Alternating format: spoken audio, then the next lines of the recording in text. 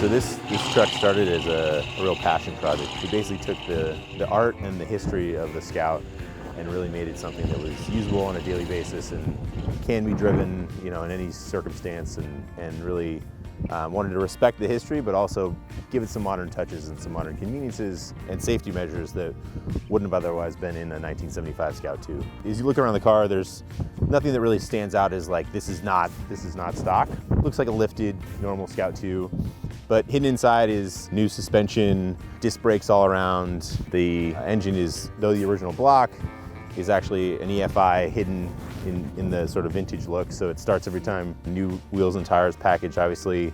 They're American racing wheels, which is obviously a new wheel, but we wanted to make it look like it was original. So we took off the red stripe that normally comes with the American racing wheels with the vintage center caps. There are no center caps in the back. The interior is completely custom. It's got a lizard skin all the way through the car, which gives it just a layer of insulation. The door cards and the seats are a really cool design that the owner was nice enough to let us, first of all, inspire and then let us run with, which was these really cool iterations of the color that give it a vintage look. And this is definitely an individual look and a one-of-one Scout in that sense. These are kind of a cool little feature. It does confuse people when they're trying to get in and out of the truck, but this is a Scout specific piece. The hood latch is another one. It looks like a knob on the dash, but this is in fact how you open the hood on this thing. This is a totally original dash. It's got a towing control because he has a vintage Airstream to go with his vintage Scout. We did a custom storage compartment in the rear. If you just open this up, looks like a normal cargo bay.